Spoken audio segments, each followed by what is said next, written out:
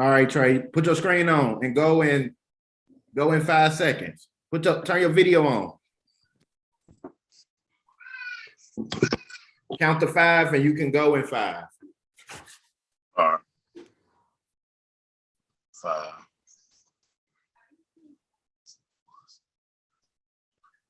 And welcome to Wise Guys. These guys know sports. In the house with my co-host, Mr. Clarence Dixon. What's up, Clarence? Hey, man. Hey, happy Friday, Trey. What's going on?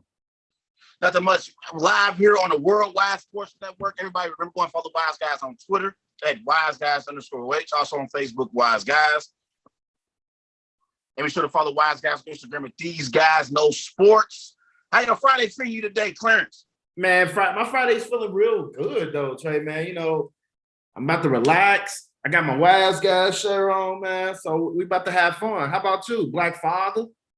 Man, honestly, Clarence, I'm not really too happy right now. I woke up this morning and I get on Twitter and, you know, right now, the state of Wisconsin, they're still celebrating the championship that your Milwaukee Bucks won on Tuesday night at the FedEx Forum with Giannis and the Milwaukee Bucks beating the Phoenix Suns. So everybody in the state of Wisconsin is in a good mood right now to celebrating the Milwaukee Bucks championship. But now it's time to transition to football, and we're wondering about the state of Aaron Rodgers. But I get on Twitter this morning, Clarence, and Ian Rappaport, he's a reporter on the NFL Network. He said that Devontae Adams and the Green Bay Packers, they have broken off contract extension talks. Yes, I couldn't believe it. They said right now the Green Bay Packers and Devontae Adams are not in a good place. So, you know, yes, that's what they said. So immediately I'm thinking in my mind, here we go again. We already at odds with our star quarterback, and now we at odds with our star receiver. What the hell is going on? Yeah, I'm going to speak on that real quick. I think Devontae Adams is frustrated. To be honest, it's clear. He's frustrated that Aaron Rodgers, we don't know if Aaron Rodgers is going to come back for training camp or even go start week 1. So it's frustrating for him because he's going to lose that, you know, that chemistry that him and Aaron Rodgers built. So if Rodgers isn't there, he's going to be frustrated. He's not going to be the same Devontae Adams. Not saying like he won't show on the field, but that feeling that Rodgers not being there, it's go like hunt him, and he gonna start having other like opportunities that he might want to go into. Like Oakland, it's been a big destination for him to come because he's from Cali. Derek Carr knows him, so I think those two can fit real well if Devontae Adams is available for free agency. Well, let's just be honest. It's a good chance that Devontae, more than likely, he's upset with the organization as well because he knows it's a possibility that his star quarterback may not be in Green Bay for future seasons to come.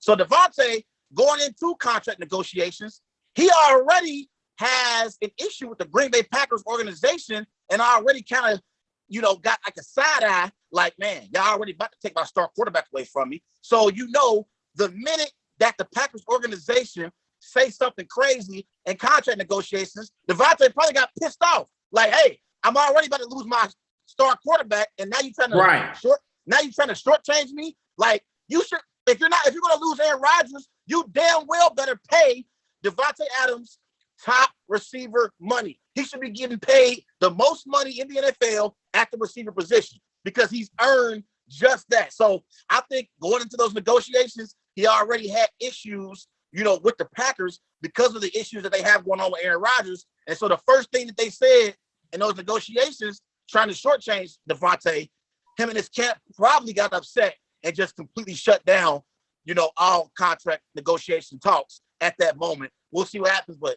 obviously that's something that really irritated me this morning. Yeah, that's going to be an ongoing conversation because Aaron Rodgers, we're trying to see if he even going to make it to training camp, and preseason is going to be coming slowly though. So we're going to be definitely tuned in what's going on with up and there. Then, you got to think about it from Devontae Adams' perspective. If you're going to lose your star quarterback, you at least want to get compensated because you know you're bringing in Jordan Love he's not as great as Aaron Rodgers is. So statistically, Devontae Adams' numbers could go down. So that you know in the NFL, whenever your production drops, teams are looking to try to take away from how much they're paying you. So Devontae Adams is trying to cash in right now because he knows if he loses Aaron Rodgers, statistically, his production may not be as high as it was when Aaron Rodgers was on the team. Ooh, you just on fire right now, Mr. Larkins, man. I know. I feel your frustrations. I really feel your frustrations right now. And look, Green Bay, Wisconsin, it's a toxic situation. They just won the finals, and their star NFL players, Devontae Adams and Aaron Rodgers, they're having conversations over there. So they got mixed emotions up there, man. So it's a lot handled, man. Yeah, let's talk about let's get back to some NBA, and let's talk about the Greek Freak. So in the NBA championship, Giannis won the Finals MVP for the Milwaukee Bucks. Milwaukee beat the Phoenix Suns 4-2. They closed out the series in Game 6 in Milwaukee on Tuesday night. They beat the Phoenix Suns 105-98. Giannis for the series, he averaged 35 points per game, 13 rebounds per game, and 5 assists per game. And Shannon Sharp on FS1, he was on Undisputed the day after the finals, and he said that Giannis is the best player in the NBA. So, Clarence, I know you're a Giannis fan, and Giannis, after capturing his first NBA championship and winning 2 NBA MVPs, some people believe Giannis is the best player in the NBA, and he's taking the crown away from LeBron James. So, you're a Giannis fan. I don't want you being biased. I want you to give me your honest opinion. Is Giannis the best player in the NBA? Yeah, I don't want to be biased right here though, but if I don't like some people, like some LeBron fans, some KD fans, hell, even Kawhi fans, they still believe that Giannis is not the best player because he had a road of failed series. Like, the one Eastern Conference Finals 2019 against the Raptors, and then 2020 second round to the Miami Heat. But now he turned around and win the NBA Finals. He's final MVP. But I honestly, though, I'm not even trying to be biased, though, Trey. I feel like he, as of right now, though, he is the best player in the NBA because, regardless what KD came back and he dominated and he came back from a crazy injury, though, like Giannis been there from the start. He was there when Kawhi got his ring. The Bucks was a top team there.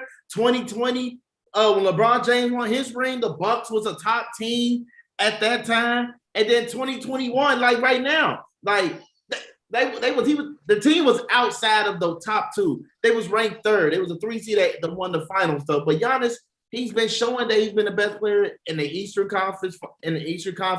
A top 5 player in the NBA. Hell, Trey, to be honest, I think if he's not the best player in the NBA, Trey, he is damn sure top 3 in the NBA. He is damn sure top 3 in the NBA. That's not answering the question. But is he the best player? As of right now, he is. As of right now, Giannis, the Greek Freak, is the best player. Like, he is the best player in this league. Now, look, I'm going to tell you this. LeBron James, Kevin Durant, and Kawhi Leonard, they have history. They got a history mission they have to accomplish. Brooklyn Nets they ain't won a championship in their organization. The Clippers don't have one. LeBron, I feel like he can bring them another one. It all depends how free agency goes. So they got a long journey to do to make their organizations more popular. But until KD bring them a championship in Brooklyn, Kawhi bring the Clippers a ring, and Kawhi bring the Clippers a ring, LeBron bring them another one. Giannis is the best player in the league right now, Trey. He's the best player right now. Like, everybody keeps saying LeBron been the best player for 3 years straight. And them 3 years straight, LeBron only made the playoffs one time. One time in the last 3 years. He made the playoffs, NBA Finals one time in his career. And he wasn't the best player. And right now, he got put out the first round. KD got put out second. Kawhi was gone. His team made it to the Western Conference Finals. But Giannis, His team, he led his team to the NBA Finals. I'm saying it right now, Trey. Giannis Antetokounmpo, aka the Greek Freak, is the best player in the NBA as of right now. He is not the best player in the NBA. Before I explain, though, I do want to give Giannis his flowers, okay? He was sensational in the NBA Finals. He averaged 35 points per game, 13 rebounds per game, 5 assists. And there are only 3 players in NBA history, 3 players in NBA history to win Defensive Player of the Year, NBA MVP, and NBA Finals MVP. They're Akeem, MJ, and Giannis. Also, Giannis has the 3rd best points per game average in his first finals appearance in NBA Finals history. Rick Barry averaged 41 points per game in his first finals. AI averaged 36 points per game in his first finals. Giannis averaged 35 points per game in his first NBA Finals. He had one of the greatest closeout performances in NBA Finals history, dropping 50 points, bringing the championship to the city of Milwaukee for the first time in 50 years. Also, winning a championship without a super team.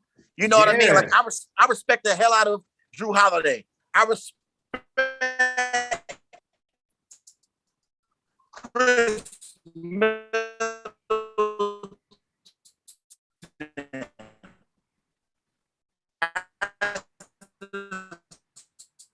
second option, superstars. So I give Giannis credit. Is it a super team? And winning a championship is not better than Kevin Durant. Okay? And let me explain to you why Giannis is not the best player in the world.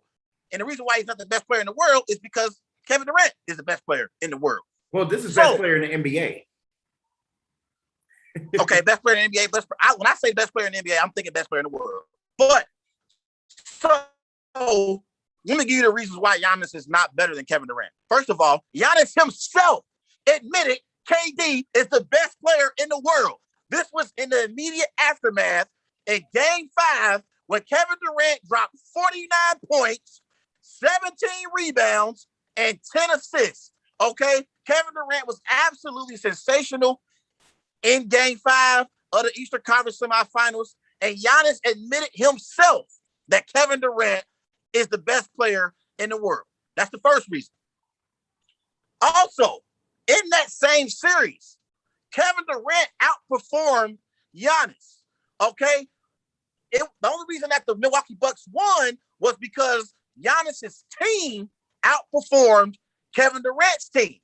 Obviously, we know Kyrie Irving twisted his ankle in Game 4, didn't return back for the rest of the series. And then James Harden returned back to the lineup, but he was a shell of himself. He was significantly compromised. So it was pretty much Kevin Durant versus the entire Milwaukee Bucks team. And it took overtime for Giannis and the Milwaukee Bucks to finally send Kevin Durant on summer vacation. Okay? Now, when it comes to the Eastern Conference semifinals, Kevin Durant averaged. I'm sorry about my bad. Sorry about that. Yeah, you're going crazy. In the Eastern Conference semifinals, Kevin Durant averaged 35 points per game. Giannis averaged 31 points per game. Giannis out-rebounded Kevin Durant, but only by 2. He only out-rebounded Kevin Durant by 2. Also, Kevin Durant had more assists than Giannis did. This is in the Eastern Conference semifinals.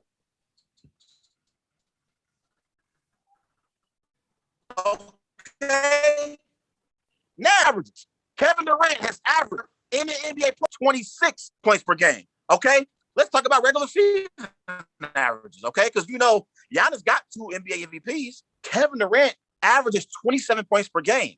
Giannis averages 21 points per game. All right. So, Kevin Durant all around is a better overall player than Giannis. I love Giannis. And I respect that Giannis just brought a championship to the city of Milwaukee. But to say that the Greek Freak is better than Kevin Durant, who is a 2-time NBA champion, 2-time Finals MVP, I think it's utterly ridiculous. And I think you need to be drug tested if you're saying that Giannis is better than KD, because he is not. Maybe KD is a better offensive player than Giannis.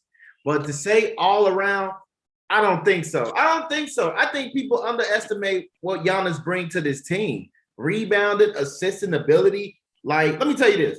He broke out in 2016. Let's say that.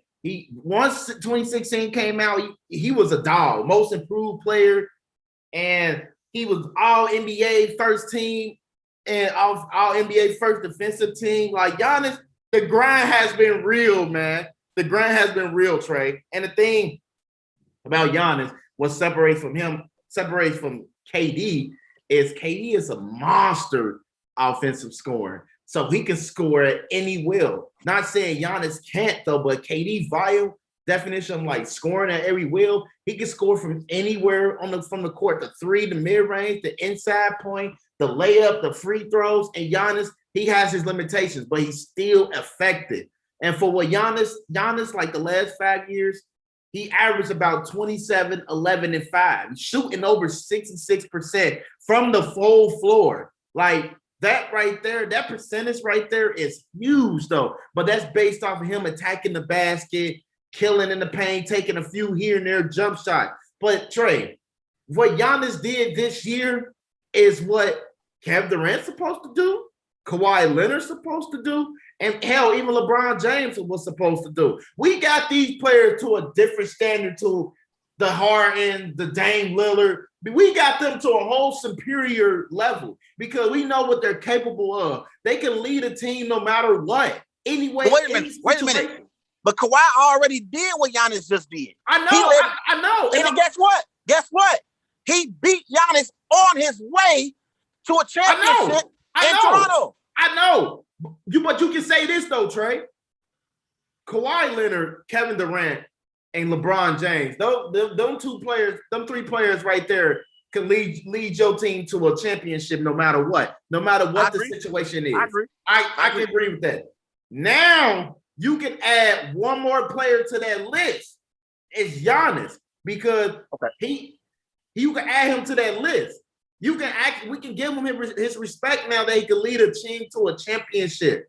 Like, we have to give him a respect. But would I choose him over like KD or Bron or Kawhi? It all depends on what type of prime we dealing with, because I feel like all these players was in their prime at their best at some time in their year, though. But I think Giannis definitely is an argumentative. He could be top 3. Hell, you can put him over Kawhi Leonard if you wanted to have that strong debate. That's a good ass debate, though. But in this world, it's only 5. Now, it used to be 3 players that can lead you to a championship. Now it's 4. I think Giannis makes that list. Now we're waiting on that 5th person to prove that there's only 5 people in the world that can lead you to a championship. And Giannis made the list. Now, for me, the question is Giannis the best player in the world? I say no, because I still believe that Kevin Durant is the best player in the world. So I'm comparing right now Kevin Durant and Giannis, okay? So let's talk about the postseason. Just the postseason. These are all postseason stats. Giannis wasn't even a top 5 scorer in the postseason. Kevin Durant was second. And Kevin Durant been on vacation for the last few weeks. He still managed to be second as far as scoring averages in the postseason. Okay? We always talk about how great of a defensive player that Giannis is. Kevin Durant had more steals than Giannis did in the postseason per game. Well, you can play the passing lane. Kevin Durant also had more 3-point shots made. That's obvious. Kevin Durant obviously shot better at the free throw line than Giannis did. And guess what? Giannis is 6'11", and we know he's more athletic than Kevin Durant is, but KD had more blocks in the postseason than Giannis did. So everywhere you look, statistically, Kevin Durant outperformed Giannis in the postseason. Okay? And like I said, overall, I think Giannis is a great player. I respect the hell out of Giannis for winning the championship, not being a part of a super team, and winning the championship in a small market. But to say he's on Kevin Durant's level now because of a championship run, and we all know in the postseason, this year, Clarence, there were injuries all over the place. It was injuries all over the place. So no matter who won, we knew that it was going to be like an asterisk, next to whoever wins. I respect the Bucks for getting it done, but it was injuries all over the place. This was the injury, postseason. So that's another thing that I'm looking at. Like the injuries played a part as well.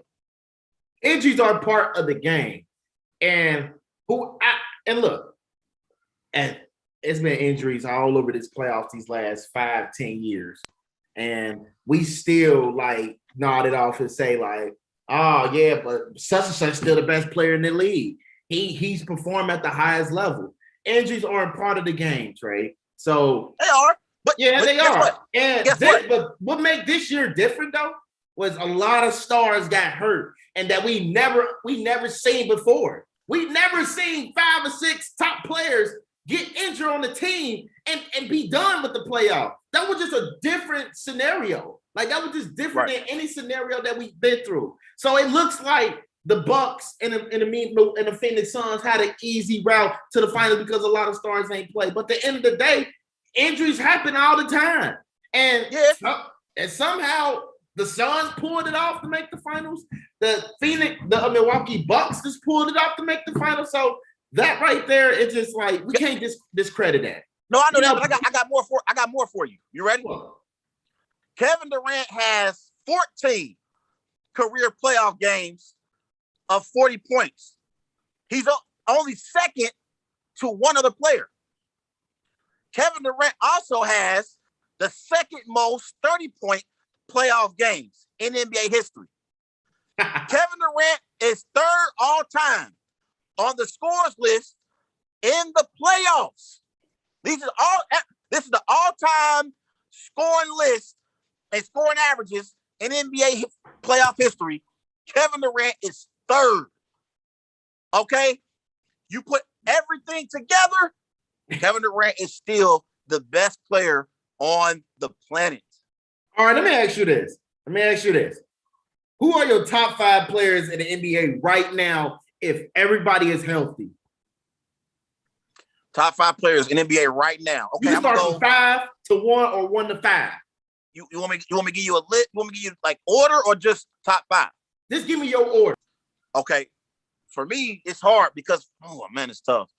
It's tough right now. I already got my list. Because let me tell you. Let me explain. Okay, so 5 is tough because 5.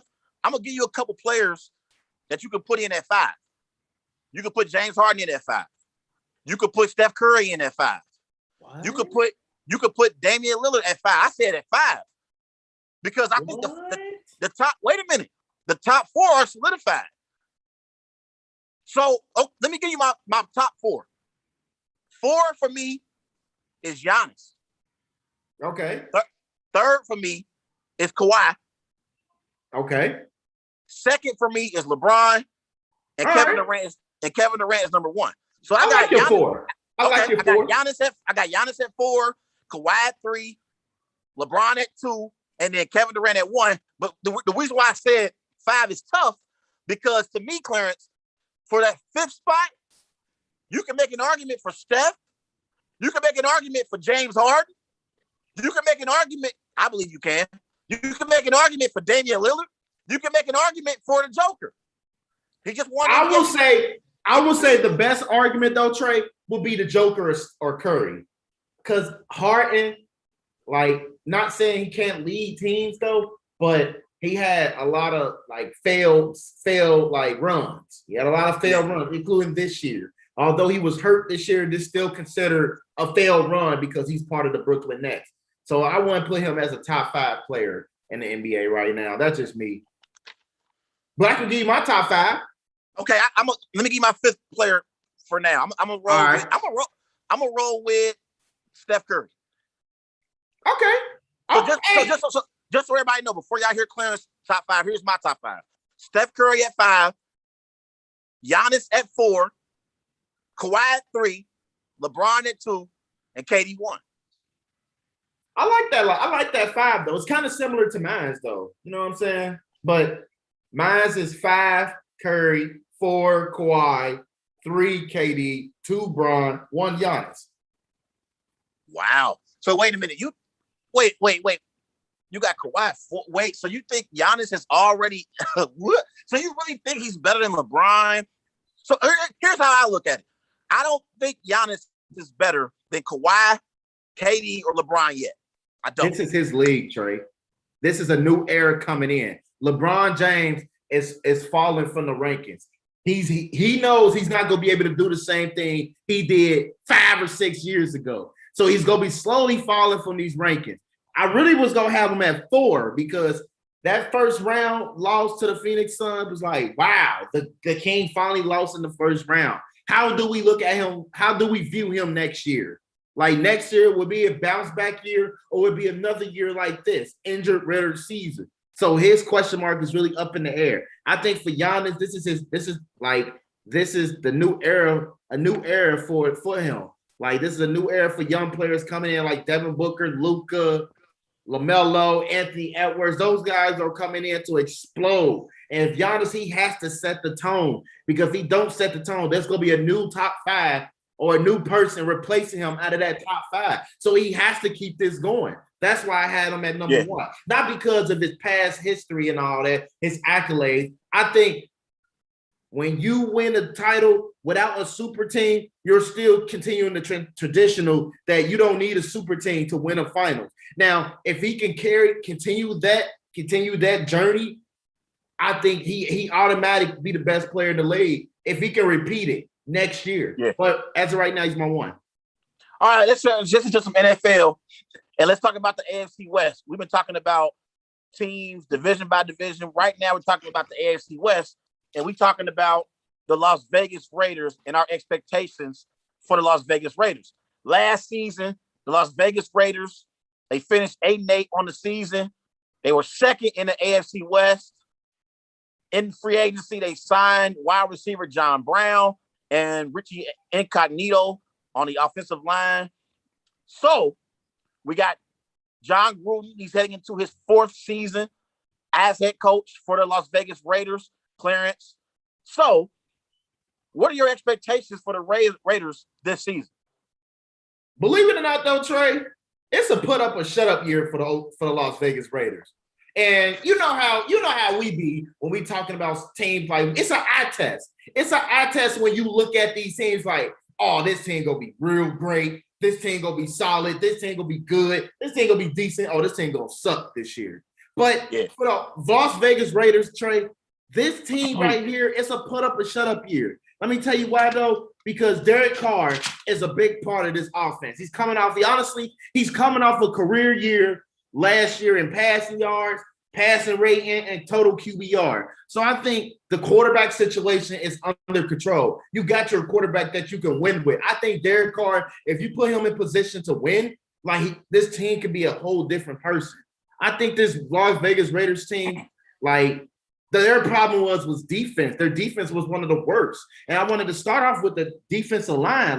They brought in Yannick from the Baltimore Ravens and Solomon Thomas from the San Francisco 49ers. Them are key signings for this team because they have a young defensive line. They have a young defensive line that's gonna need that veteran presence to be in their ear so they can help to get better. And Yannick, he was considered as an elite defensive end, and Solomon Thomas is a solid defensive tackle. If they could come in and make an immediate impact, this Raiders defense can honestly be a sleeper. Now, the linebacker situation is the same. They got Littleton. They waited for him to break out. Nick Kwiatkowski came from Chicago. He had a great year in Chicago, and they brought him over. Them guys need a rebound from last year because they played bad. And and they secondary. The secondary looks so good. The secondary just look amazing, Trey. They have depth. They have depth at the line. I like the second round pick from Trevor Maher, the safety out of TCU. Let me tell you about him. Oh man, he's a beast. When Oakland grabbed him, Las Vegas, I knew the Raiders. They in win now mode. They want the best for the best. Defense was their main priority. Now I'm gonna switch over to the offensive side. I want to switch to the offensive side real quick. The tight end's still the same. Darren Waller is a top 5 tight end in the NFL. We cannot deny that. He's a top 5 player coming into this, right? Top 5 at his position. And receiver, we're waiting for Henry Ruggs to break out. He needs to break out. He came in the first round to show that he can be an elite receiver 1, 2, and 3, whatever scheme you put him at. He needs to break out. And then last but not least, the offensive line. Honestly, Trey, it was kind of sketchy that they drafted Alex Leatherwood that was projected to go as a second-round pick. He's a day one starter when he got drafted. So he got high expectations playing against a Joey Bosa, a Frank Clark, a Chris Jones, and Von Miller. So he got to deal with those players in his division. This offensive line unit is have a big question mark. But I think John Gruden is in position to put up or shut up this year. This year is very important for the Oakland Raiders, the Las Vegas Raiders. And to be honest, I'm not going to solidify the Los Angeles Chargers as the second best team in the AFC West. I'm not right now. It's between the Las Vegas Raiders or the Los Angeles Chargers. Trey, floor is yours, man. So you think this is a put up or shut up year for John Gruden? I believe so. I ain't gonna lie. I did my research today over this Raiders team. They got major improvement. They got major improvement. Josh Jacobs coming off back-to-back 1,000 yards. He's going into his third season. Kenyon Drake is a great pass catcher. So I think this team can be really good. This can be really good. See, for me, I hear you that this would be a put up or shut up year for John Gruden. But when they signed John Gruden, Clarence, they brought him in on a 10-year, $100 million contract. He has an eternity to get this right. So if we was in a normal situation, I would agree with you that this is a put up or shut up year, because in his first 3 seasons as being the head coach of the Raiders, John Gruden, he's 19-29. So he's won, I believe, like 40% of his games. So in a normal situation, I agree with you. This would be a put up or shut up year, but they gave the man 10 years. Okay? They gave him a 10-year contract. He has an eternity to get this right. All right?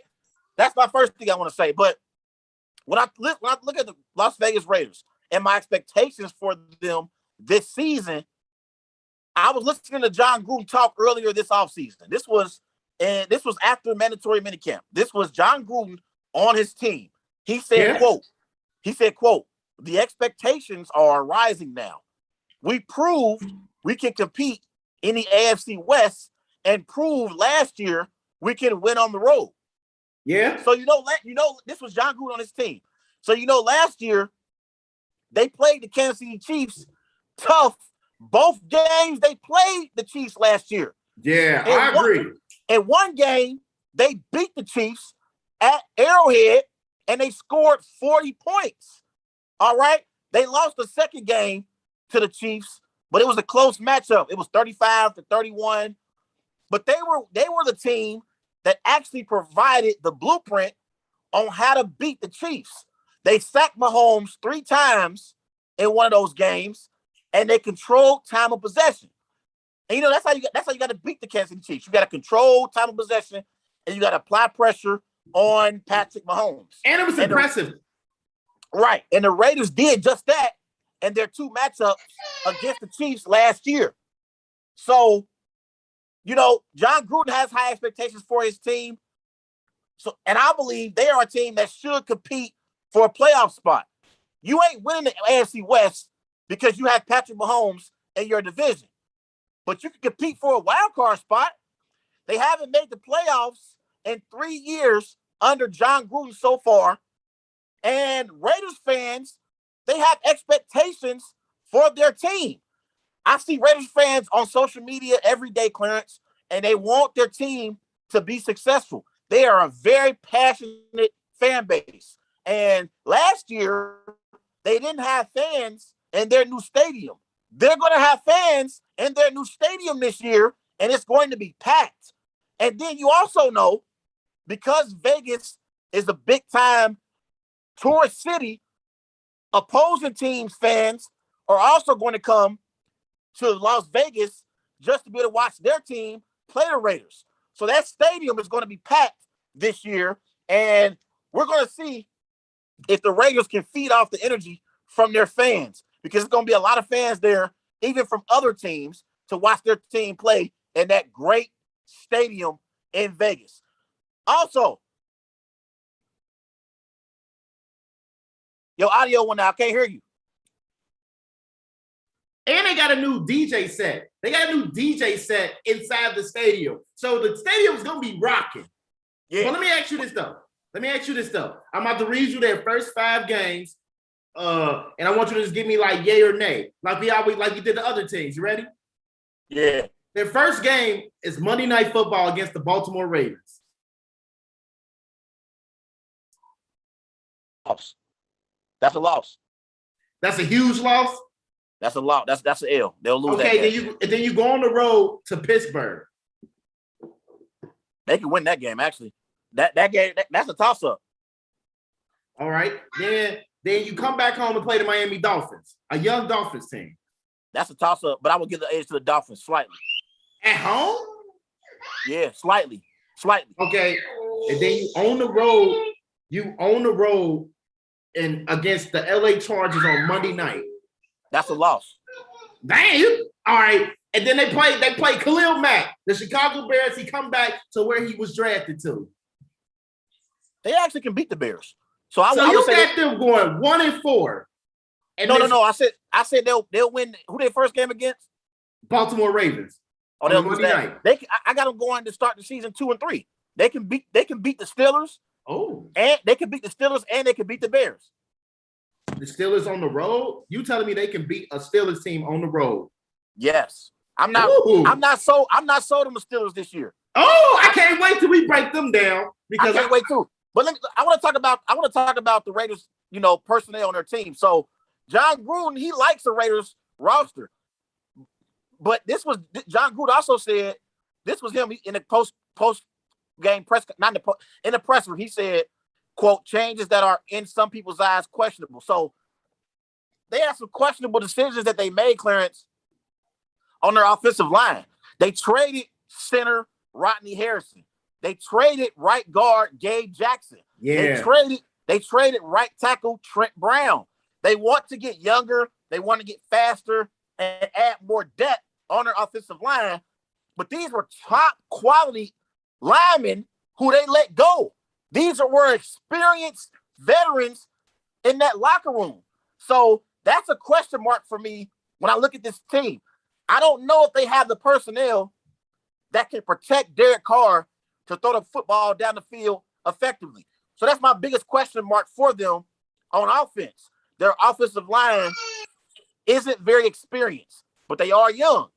Also, their defensive line is a question mark as well. They signed Yannick Ngakoue in free agency.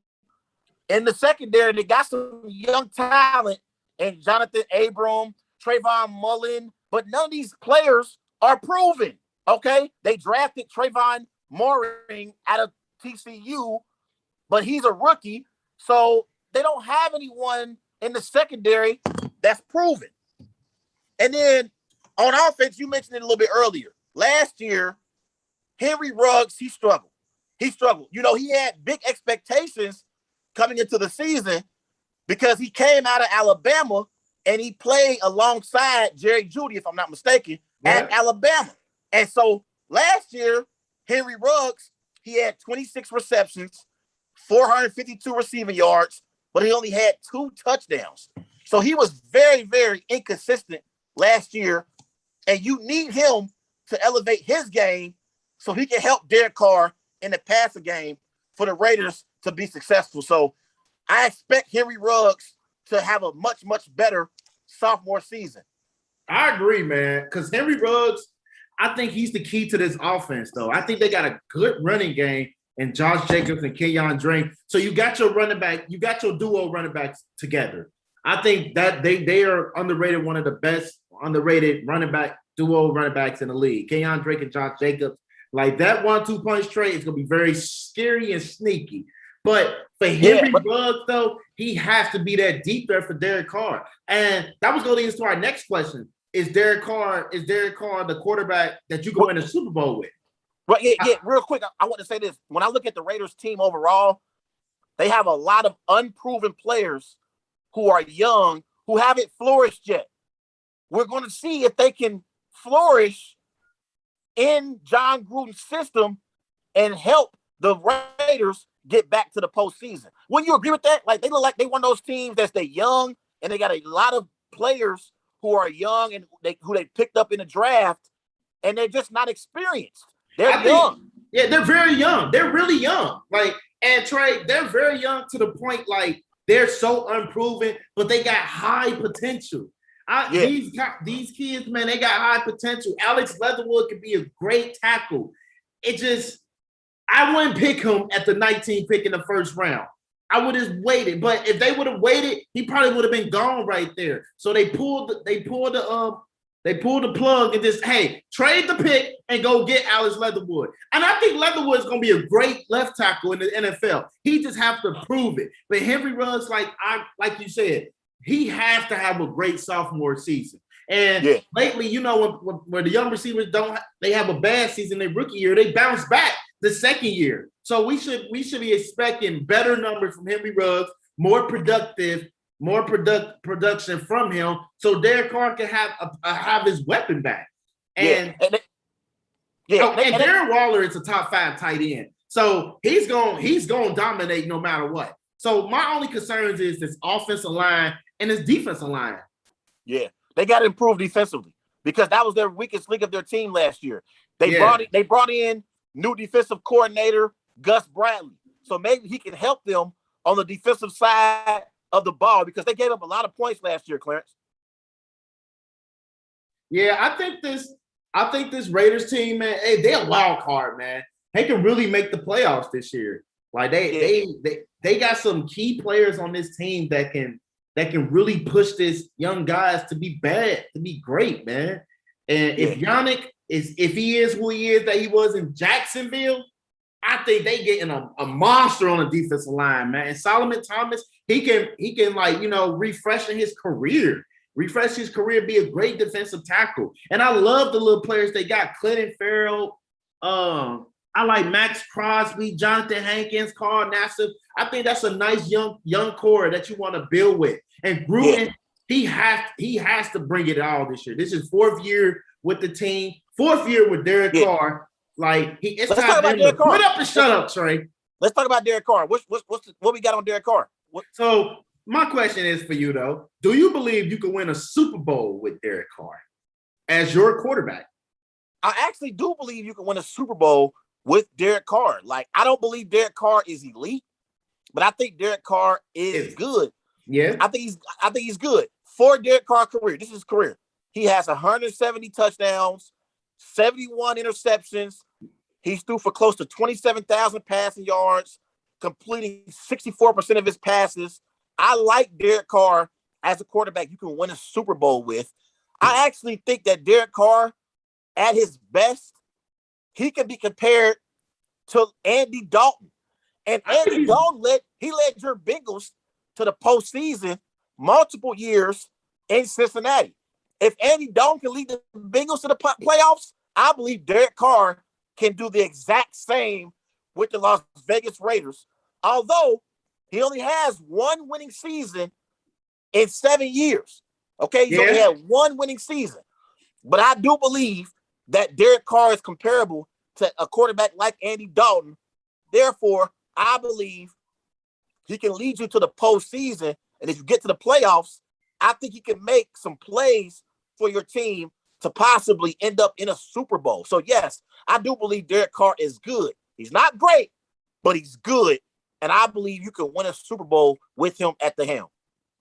And then when I'm looking at his statistics, though, Trey, I think you can win the Super Bowl with Derek Carr. Hell, if the Los Angeles Rams can bring in Matthew Stafford that made the playoffs once in his 13 years of quarterbacking, I believe Derek Carr can have the same opportunity. He can be the And to cut you off, the Rams got to the Super Bowl with Jared Goff. You're right. Derek Carr is better than Jared Goff. I think Derek Carr, like the years that they didn't make the playoffs, he had solid runs. 2019, 4,000 pass yards, 21-8 touchdown interception ratio, which I think was solid. 2018, 4,000 yards, like 19 touchdowns, 10 interceptions. That's when he struggled a lot, though. But the last 3 years, he just had like 3 straight 4,000 passing yards, and with at least 20 touchdowns passing. So he's trending in the right direction, but he's one of those quarterbacks that all the pieces have to be put in play. That's why it's important for other positions to have their positions set, because if they're not set, you can tell he struggles. When he doesn't have his receivers or Darren Waller, this guy is struggling. But he's still being an efficient thrower, putting up touchdowns and less interceptions. So he's not bad as everyone thinks. He just needs all the pieces in place for him. I think you can win a Super Bowl with him. It's just he's one of those quarterbacks that he needs a top lineman.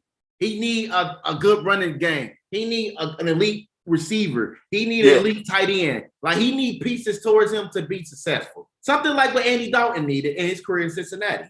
Exactly. That's why I compared him to Andy Dalton. And then this is like, I'm gonna give you some numbers, like compared to when John Gruden was not in Vegas with Derek Carr. This without John Gruden. Derek Carr he's 28-34 without John Gruden. With John Gruden, he's 19-29. So there's an improvement there. Without John Gruden, Derek Carr, he's completed 61% of his passes. With John Gruden, he's completing 69% of his passes. This is passing yards per game. Without John Gruden, he's thrown 244 yards per game. With John Gruden, he's thrown 254 yards per game. His touchdown interception ratio, without John Gruden, 103-44.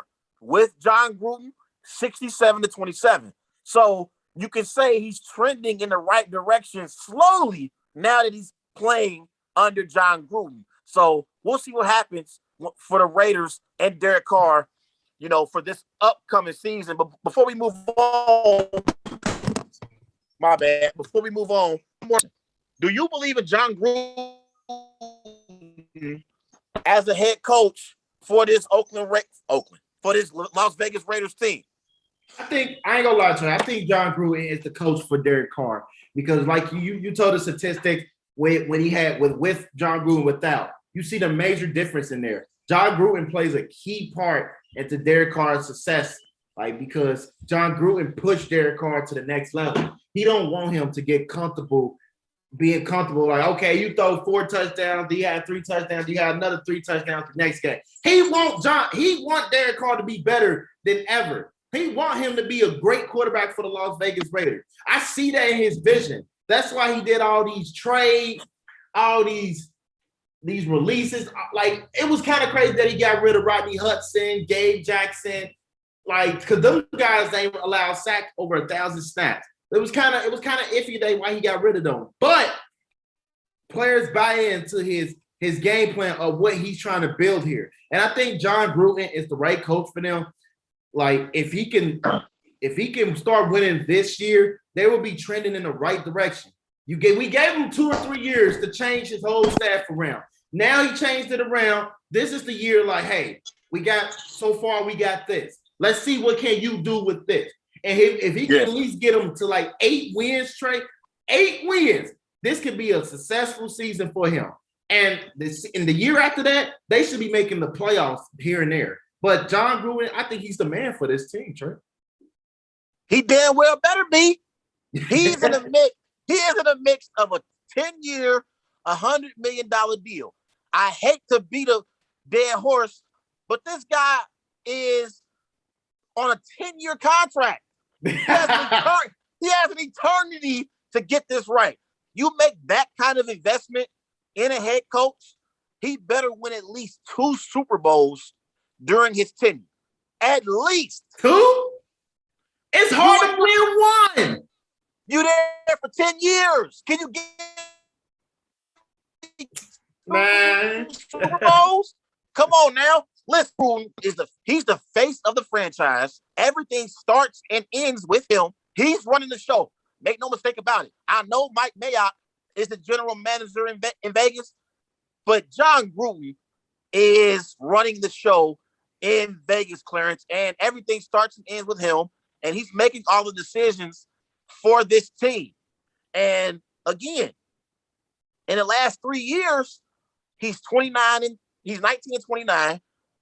He's won 40% of his games. But for me, I had questions about John Gruden as a head coach before he even got this job. Like, he hasn't really had success since he won the Super Bowl back in 2002 with the Tampa Bay Buccaneers. And that team was Tony Dungy's team. But this is John Gruden. This is John Gruden since 2002. Since 2002. With the Bucks, this is 03. With the Bucks, 03, he was 7-9. They missed the playoffs. 04 with the Bucks, 5-11. They missed the playoffs. 05, 11-5. They lost in the wild card round in the playoffs. This was the Tampa Bay Bucks. In 06, 4-12, missed the playoffs. 07, 9-7, lost in the wild card round. Okay, 08, 9-7, missed the playoffs. And then he took over the Raiders job. In 2018, they were 4-12, missed the playoffs. 2019, 7-9, missed the playoffs. Last year, what's the record, Trey? Last year, they were 8-8, they missed the playoffs.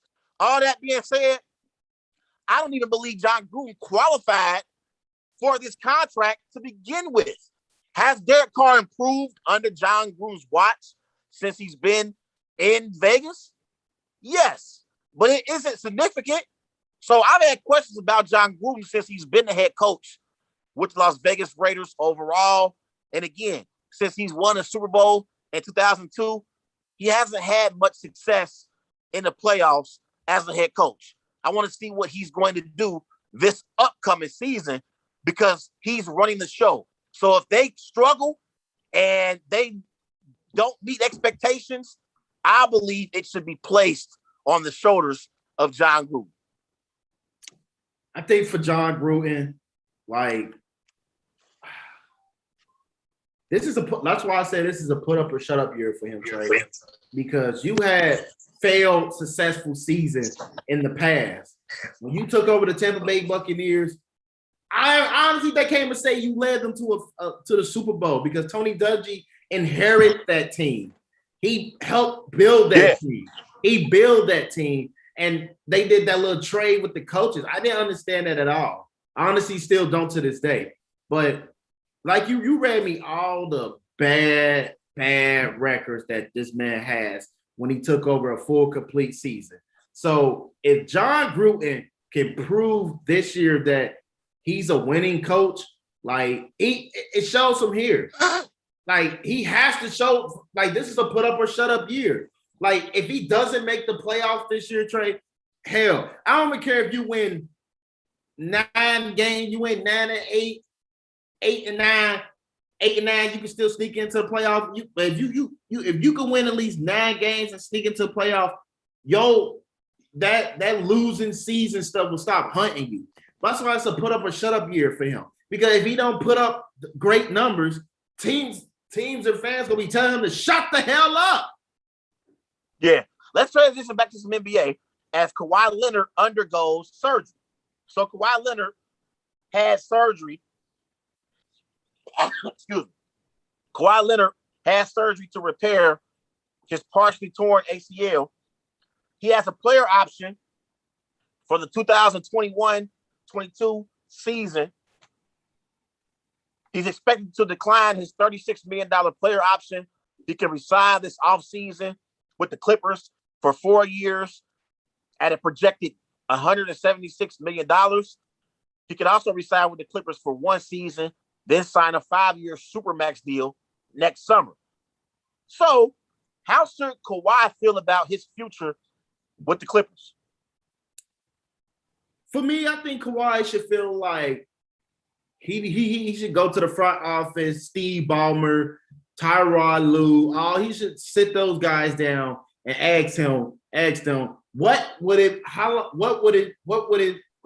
much would it take for them to build a championship team around him? That's what he really wants. Kawhi Leonard wants to win. He wants to win. He wants to bring a title to the Los Angeles Clippers. But if Steve Ballmer and Tyrod Lue are not doing what he's asking for, he's going to decide to leave. Now, the Clippers made it. They had a good run last year without him. This is their first time ever making to the Western Conference Finals. The first time ever in NBA history. They made history without Kawhi Leonard. You know, we all know Kawhi Leonard wanted to be a part of that run because that was an amazing historic run. I cannot deny it, Trey. That was a historic run for the Los Angeles Clippers, even though they got put out in 6 games by the Phoenix Suns. That was a historic year for them. And I believe that they kind of underachieved on their season, but hell, I was happy for them to make the Western Conference Finals. But anyway, like Steve Ballmer has to be able to bring in players or sign or trade players to help win a title for this organization. If he fails to do that, Kawhi Leonard is leaving, Trey. I think he's leaving because Steve Ballmer and Tyrod Lue failed to put a championship team around him. If they don't have a championship team around him, like in the next 2 seasons, I don't even say 2 seasons because he could come back and still decline the player option, sign for a 1-year rental. And if they don't make the finals next year, he's definitely leaving. Or he just can take a huge risk and just decline the player option and walk into free agency and go to a whole new team and get paid. So the real question is on Steve Ballmer in that front office. Can you bring in successful players and veterans to build a championship caliber team for this Los Angeles Clippers team? Well, see, I disagree with you about that because I think this year, had Kawhi Leonard not got injured, I think the Los Angeles Clippers could have easily won a championship, Clarence. Like, I think they would have went on and beat the Utah Jazz. Well, they did end up beating the Utah Jazz without Kawhi, but I think they would have beat the Phoenix Suns in the Western Conference Finals, and I would have picked them to beat the Milwaukee Bucks in the NBA Finals. But I think they have a roster that is championship caliber. The only problem with them is they have to bring back Reggie Jackson, and Reggie Jackson, he's going to demand at least $10 million per year. And I don't know if the Clippers have enough money to pay Reggie Jackson because other teams are going to offer him the bag. He was absolutely sensational in the playoffs this year. He made key big-time shots for the Clippers in the postseason time and time again. So I'm not sure if they're going to be able to bring back Reggie Jackson, but if they can find a way to bring him back, maybe on like a discount, you know, that's someone they can have on their team as a nice, solid, reliable, you know, option in the scoring department alongside Kawhi and Paul George. We're also not sure how long Kawhi is going to be out next season. But I want to give some context to this situation that happened with this partially torn ACL with Kawhi and the Clippers. They were upset with the Clippers medical staff because they misdiagnosed Kawhi's injury from day one. In the immediate aftermath of Kawhi suffering this injury in the Western Conference semifinals at Staples Center, and this was a game 4, Clarence, against the Utah Jazz. They were about to even the series up at 2 games apiece. Kawhi Leonard was on a fast break, and Joe Ingles bumped Kawhi, but it didn't seem like it was very serious. The Clippers at that time, they were up 17 points with 5 minutes left to go in the game, and he got bumped by Joe Ingles. It wasn't malicious, but then he took himself out of the game. But I remember going on Wise Guys the next day with you, and I said, hey, he's going to play in game 5. The series is tied at 2 games apiece. This is a critical game 5 in Utah. And basically, they said that he had a sprained knee. A sprained knee? That doesn't really sound right. That's why you saw the Clippers said, oh, he's day-to-day. He might return at some point in the playoffs because they diagnosed him with a sprained knee. It didn't sound right. So I looking at the play, I thought it was minor. I didn't think he was going to miss the rest of the postseason like he did, but he did. Here's the scary part for Steve Ballmer and Clipper fans. Kawhi's camp, they didn't tell the Clippers that they were getting surgery. They told the Clippers after Kawhi had already had the surgery, okay? That would be very alarming if I am Steve Ballmer because they didn't even inform the Clippers of what they were going to do. You know, like, so that's one of those things right there where you like, man, they didn't inform the Clippers of what they were going to do because they were upset about them misdiagnosing him. And so that's why you always see players have their own medical staff because these team doctors,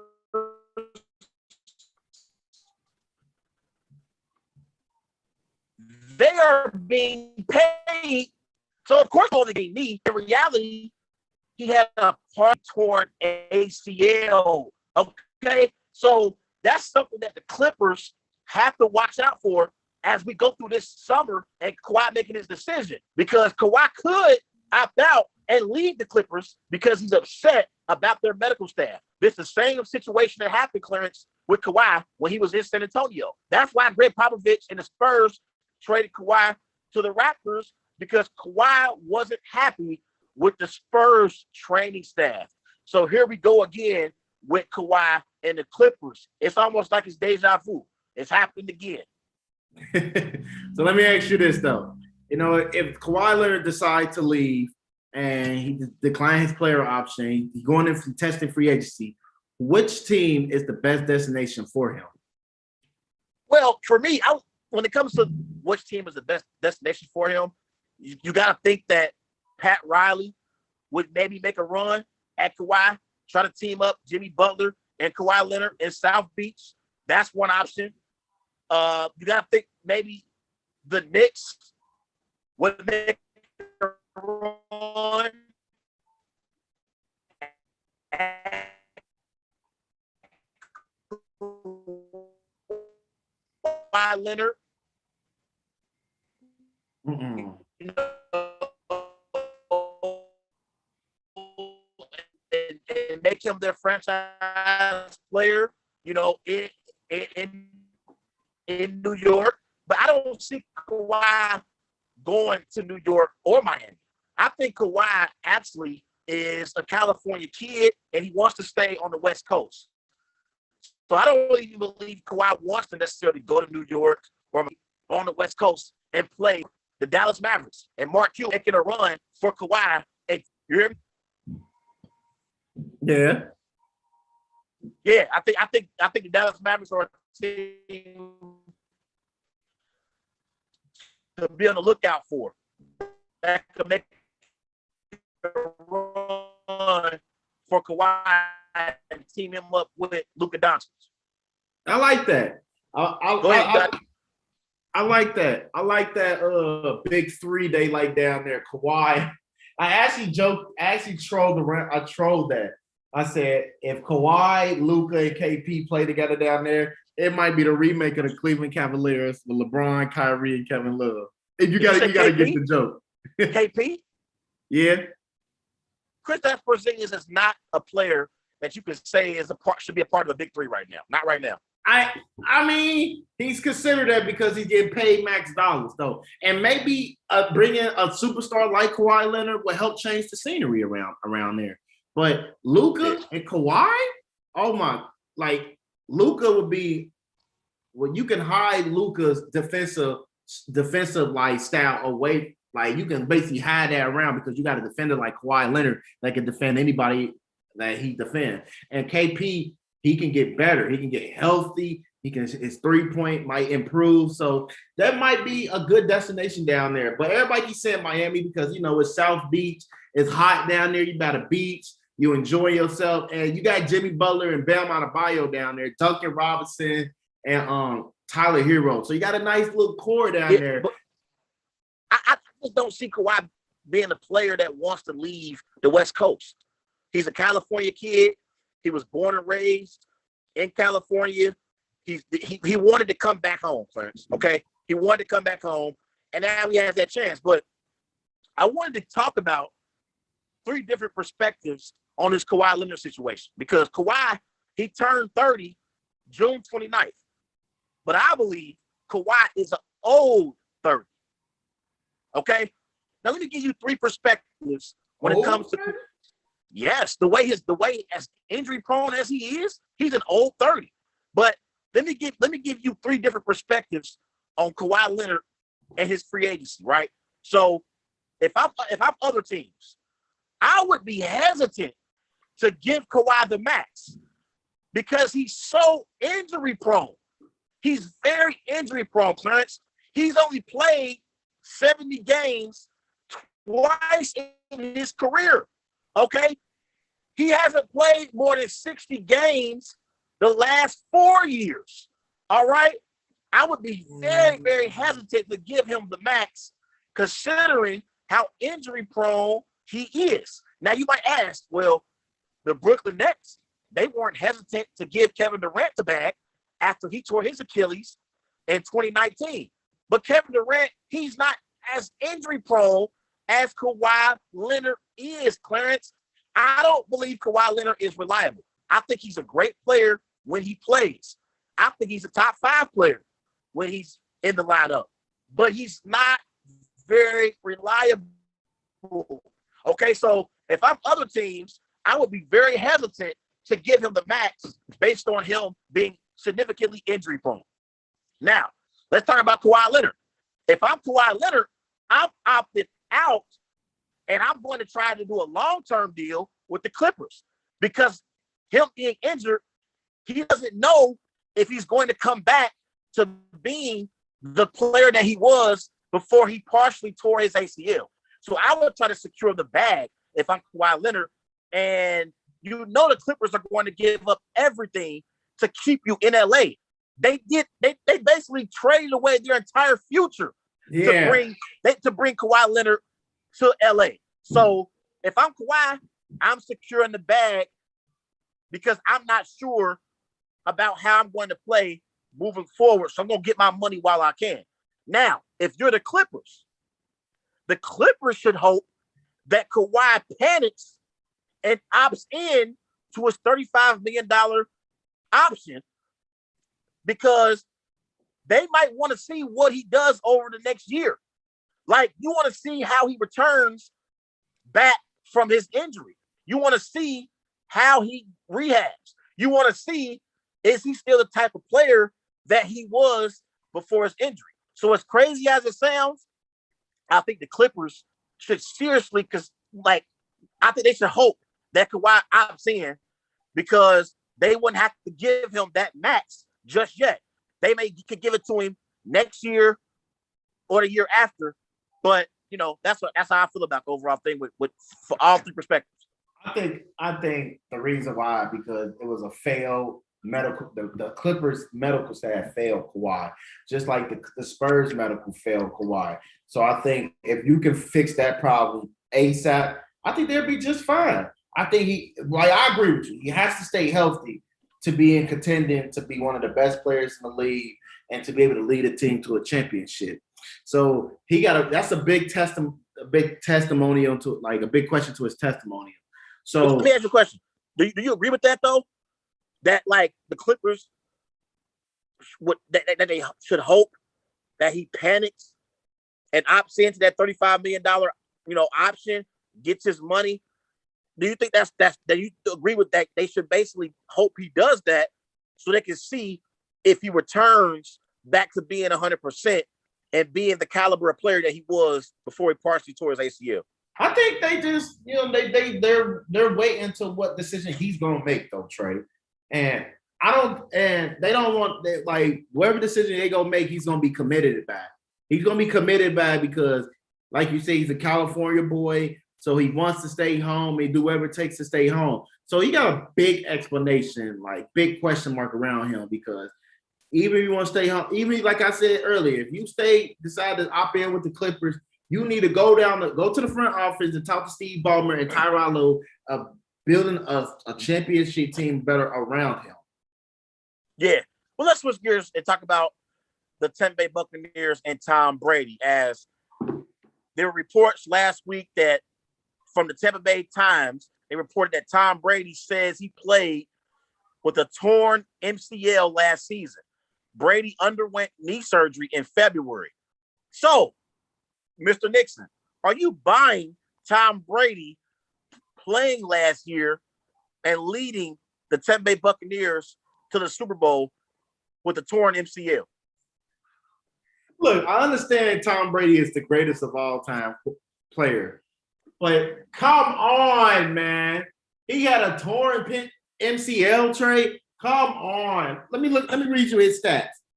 The man threw 4,633 passing yards. That was ranked third in the NFL last season.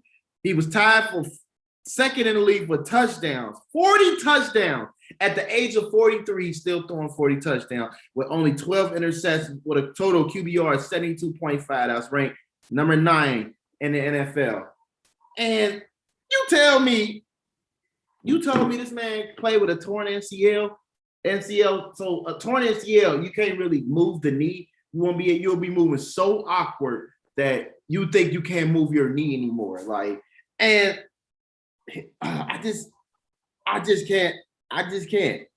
can't believe that. I can't believe it because he was still putting up elite numbers at 43. Yeah. He would still be able to roll out and still complete passes and help Chris Godwin and Mike Evans have successful seasons. I just don't see no torn MCL that was bothering him. Yes, I kind of get it though, because when you went to go your first round pick, you went to go get Tristan Wirfs, a great offensive lineman. They only allowed 1 sack last year. So, and like the offensive line that was there before him, they was already there. So it was no big changes to the line. I just think like they was excited to play with Brady and they go do whatever it takes to protect him. But I ain't seen no damn torn MCL like bother him. Yeah. The man threw 40 plus touchdowns and 12 interceptions, almost 5,000 passing yards, man. The man wasn't slowing down, man. I just don't see. I don't see where's the torn MCL at. I really don't see that. Like I'm looking at statistics of which game what kind of game he had a bad game in. I'm still currently finding it right now, and I'm looking at his statistics right now. Like, man, his stuff looks tremendous.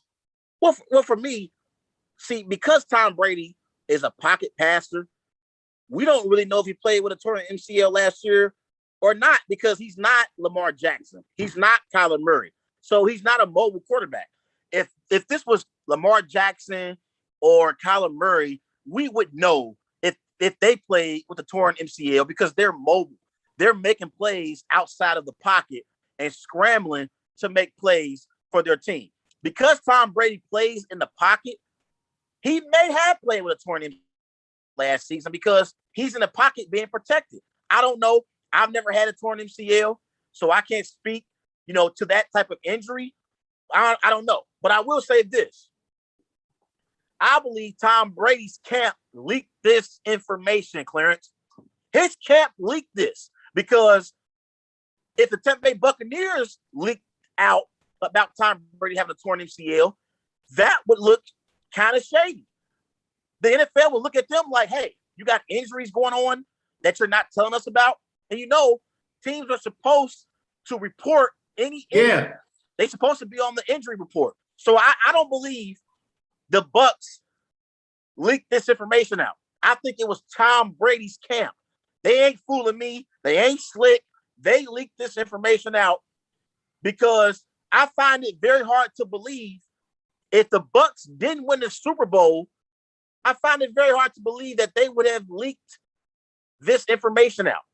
The reason why they leaked this information out, Clarence, is because it enhances Tom Brady's legacy. People are going to think, oh, wow, in a COVID year with a completely new team that went 7-9 the previous year. And this is one of the worst franchises in the NFL before Tom Brady arrived, COVID year, and you led the Bucs to the Super Bowl on a torn MCL. It makes Tom Brady GOATness look even better than it already is. You agree with that? Yeah, and let me add to that too. The man was. I'm not saying that I believe this. I'm saying that if you're Tom Brady and you're in his camp, you know if you put out information about him having a torn MCL, it makes it look better on his resume.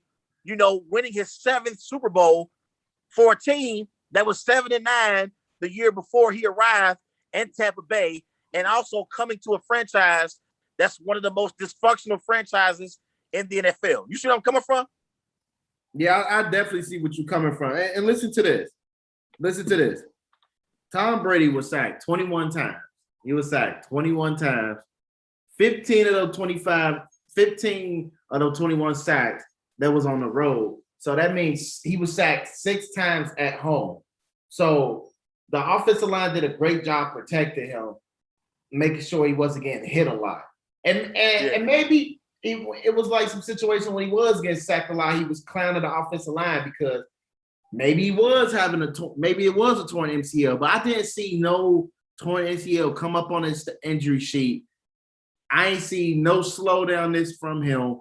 Like I just don't believe that he played with a torn MCL, Trey.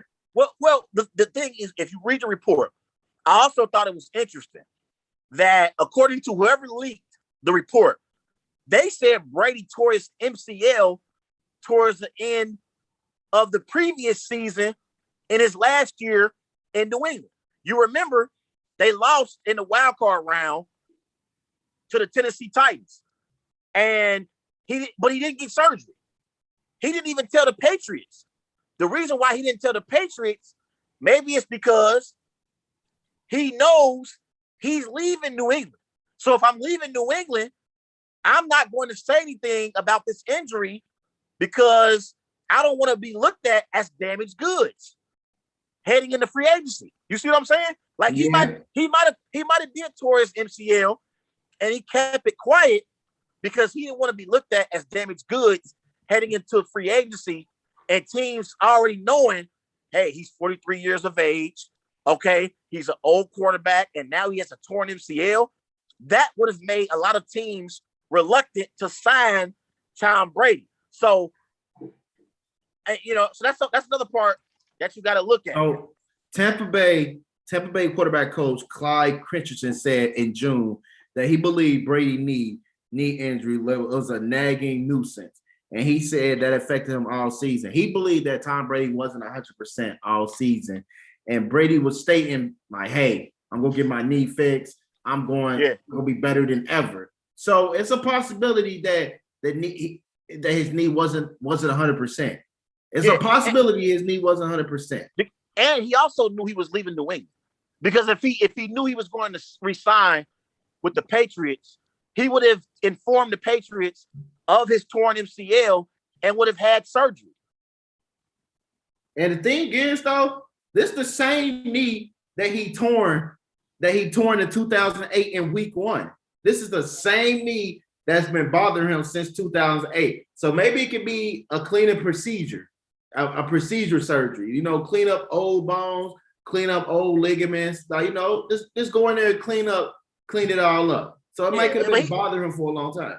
Yeah, he just trying to enhance his legacy. That's all. Yeah. That's all this is. Because that's all it sounds like, though. That's all because he knows that, again, people are going to say, wow, Tom Brady in his first season with the Tampa Bay Buccaneers won them a Super Bowl.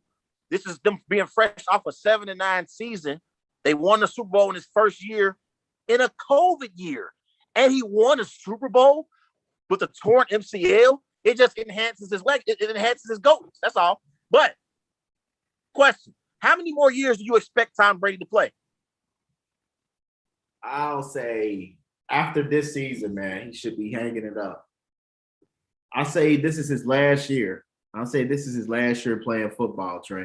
1 or 2 years, 2 years maximum. But I believe this is his last year because old Father Time's about to start catching up to him. He won't be able to throw how he usually throw, and he just gonna be needing more serviceable linemen. They go have like make it a priority to protect him. They gonna make it a huge priority to protect him, and they go do whatever it takes to make sure he's protected. But I think he got like 2 years at best in this NFL. I think he's going to play 2 more years as well. He's going to be 44 August 3rd. I think after next season, not this year, after the next year, I believe he's going to finally go home to Giselle and finally call it a career. I think he's going to play this year, and I think he's going to play next year. And then after that, I believe he's going to hang him up and finally go ahead and go home and be the terrific family man that he already is. I think he's coming. Yeah, but there was reports earlier in the summer. I think the general manager for the Tampa Bay Buccaneers, Jason Light, he said he told Brady that Brady could play until he's 50. I think that's insane. That's really insane, man. That's not going to happen. I believe he's going to play another 2 years. And I think after that, that's what I think. Yeah, I think he got 2 more years in him, and he's about done. For sure. Everybody follow Wise Guys on Twitter at WiseGuys_H, also on Facebook. With These Guys Know Sports. Clarence, you got any big plans this weekend? I'm turning up tonight, though. You off work tonight? Yeah, I'm off work tonight. Oh, okay. What's your plans this weekend? You got any big plans? Well, I work Saturday and Sunday, so Friday I might just be outside tonight, man. Oh, okay. Well, I'm excited. What about you? I'm excited because tomorrow night I'm taking Tremere to the Reds game. So we're gonna be at the Reds game tomorrow night at Great American Ballpark. Go and root on the Reds and see what they can do tomorrow night. I'm excited about it. Yeah, man. Hey, I know this weekend we about to have a good time, man. For sure. Everybody remember going to follow Wise Guys on Twitter at WiseGuys_H, also on Facebook, Wise Guys. We'll be back live next week on the Worldwide Sports Network. Catch us Monday night, 7 p.m. Everybody have a great weekend. Have a good one, man. See you Monday, brother.